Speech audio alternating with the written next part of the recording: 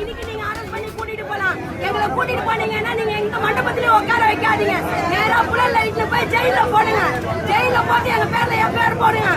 1953 பேர் வேலை கேட்டு போராடுறாங்கன்னு சொல்லி எஃப்ஐஆர் போடுங்க. அப்பதான் எங்களுடைய போராட்டம் அடங்கும். இல்லைன்னா அது வரைக்கும் அடங்கவே அடங்காது. இது தொடரும்.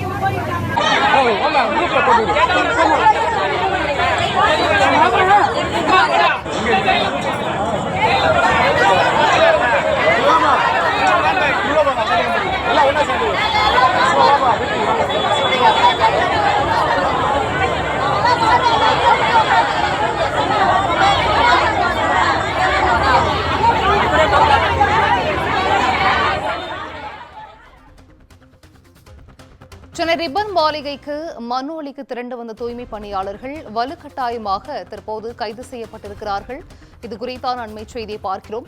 வேலை இல்லாததால் வருமானம் இன்றி உணவுக்கு கூட வழி இல்லாமல் தவிப்பதாக தூய்மை பணியாளர்கள் வேதனை தெரிவித்து வருகிறார்கள். தற்போது சென்னை ரிப்பன் மாளிகைக்கு திரண்டு வந்த தூய்மை பணியாளர்கள் வலுக்கட்டாயமாக கைது செய்யப்பட்டிருக்கிறார்கள். இது குறித்தான காட்சிகளையும் பார்க்கிறோம். கூடுதல் விவரங்களை செய்தியாளர் சுப்பிரமணியன் வழங்கிட கேட்கலாம். சுப்பிரமணியன், வணக்கம். இது குறித்தான முழு விவரங்கள்.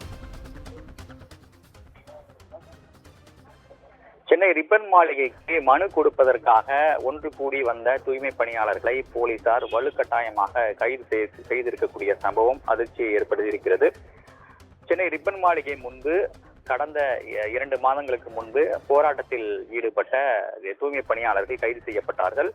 13 நாட்களுக்கு மேலாக அவர்கள் போராட்டத்தில் ஈடுபட்டார்கள். அப்போது அவருடைய கோரிக்கை குறித்து மாநகராட்சி அதிகாரிகள் எந்த ஒரு விளக்கமும் அளிக்கவில்லை. அது மட்டுமல்ல, நிறைவேற்றவும் இல்லை. ஆனால் போராட்டத்தை அவர்கள் கைவிடவில்லை.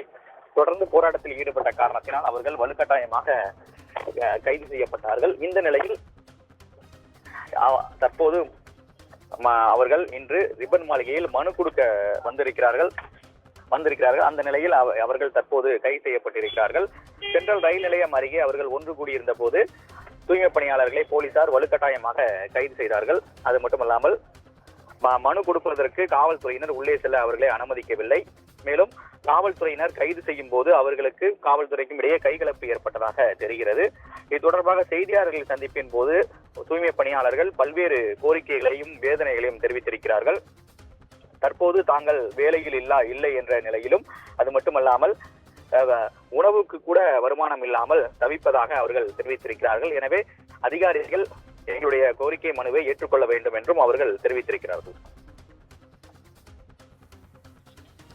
விவரங்களை வழங்கியமைக்கு நன்றி சுப்பிரமணியன்.